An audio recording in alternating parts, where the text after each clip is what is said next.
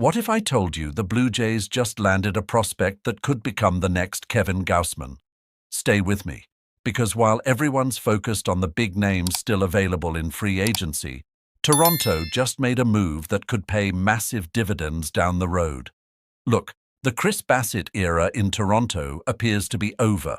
The veteran right-hander is testing free agency, and honestly, the Blue Jays seem perfectly fine with that. Why? Because they've been busy reshaping their entire pitching staff while nobody was paying attention. Dylan Cease, Cody Ponce, Tyler Rogers. These aren't just names on paper.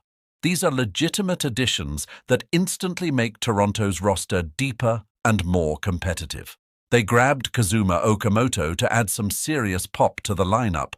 But here's what really caught my attention, and what should have yours too. On January 15th, the Blue Jays quietly announced they'd signed several international free agents.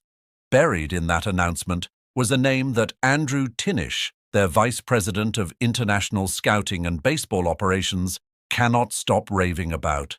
Abrahan Diaz. Now, before you click away thinking this is just another prospect story, hear me out. Because what Tinnish said about this kid should make every Blue Jays fan sit up and take notice.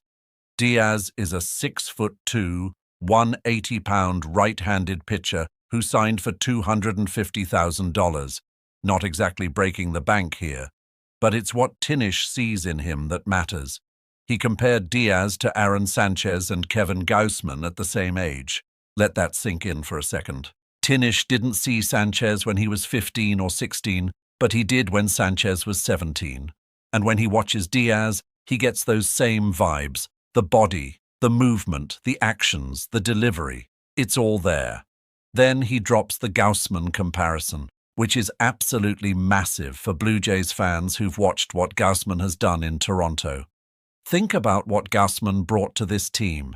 In his time with the Blue Jays, he was an absolute workhorse. 32 games, 189 strikeouts, a complete game shutout, and a 3.59 ERA. That's not just solid production. That's ace-level stuff when you need it most.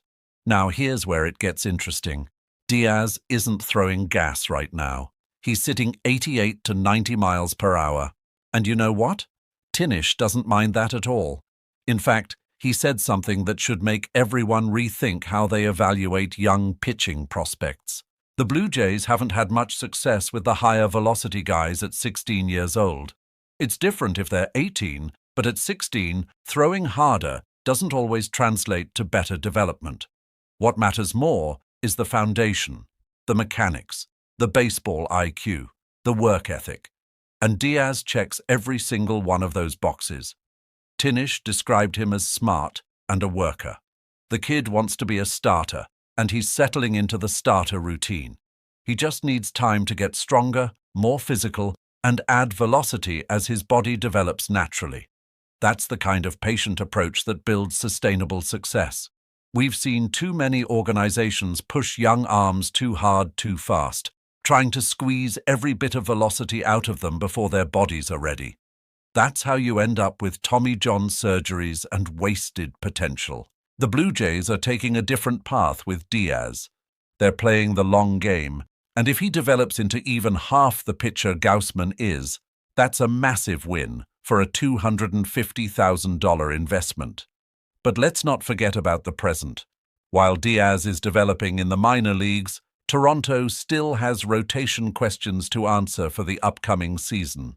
Framber Valdez is the biggest name still on the market, and according to John Heyman, the Blue Jays are one of 5 teams seriously pursuing him. The other 4? Baltimore Orioles, Detroit Tigers, San Francisco Giants, and Atlanta Braves. Every single one of those teams makes sense. They all need starting pitching. They've all been linked to various arms throughout the offseason, but only one can land Valdez. Here's the domino effect you need to understand. When Valdez signs, the other 4 teams left empty-handed are going to pivot immediately to the trade market. That's going to drive up prices for available starters. Teams with surplus pitching are going to have leverage they didn't have before. And that brings us back to Chris Bassitt. MLB trade rumors has connected him to the Braves, who are also in on Valdez.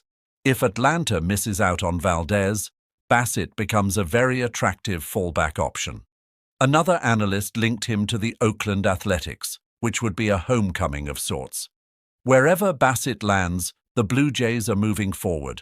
Their rotation is already shaping up to be the best it's been in years. Jose Berrios is still anchoring things. Kevin Gausman remains one of the most reliable starters in baseball. Dylan Cease gives them another legitimate ace-level arm. Bowden Francis showed real promise last season. That's a foundation you can build around. Add in the bullpen upgrades with Tyler Rogers, and suddenly Toronto's pitching staff looks completely different than it did a few months ago. The Kazuma Okamoto signing gives them another power bat in a lineup that desperately needed more thump. The guy can play multiple positions, which gives manager John Schneider flexibility with his lineup construction. That versatility is invaluable over a 162-game grind. What the Blue Jays have done this offseason is address their needs both immediately and for the future. They didn't panic and overpay for big names just to make a splash. They made calculated moves that improve the roster right now, while also building sustainable success. Abrahan Diaz represents that future. He's not going to help them in 2026, probably not in 2027 either, but in 2028, 2029, 2030, that's when investments like this start paying off. That's when you look back and realize a $250,000 signing turned into a legitimate major league starter. The Aaron Sanchez and Kevin Gausman comparisons aren't guarantees. Player development is never a straight line. Injuries happen. Guys don't progress the way you hope. But when your vice president of international scouting is making those kinds of comparisons, you pay attention. Toronto has positioned themselves perfectly. They're competitive now with the additions they've made. They have young talent developing in the system, and they have financial flexibility to continue making moves as opportunities arise. Whether they land Framber Valdez or pivot to another option, the Blue Jays' rotation is in good shape. Whether Chris Bassitt returns or signs elsewhere, they've already replaced his production. And whether Abrahan Diaz becomes the next Kevin Gausman or just a solid middle-of-the-rotation arm, they've got a potential building block for the future.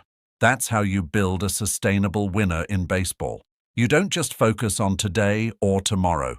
You focus on building something that can compete year after year. The Blue Jays are doing exactly that, and Abrahan Diaz might just be the piece that nobody saw coming.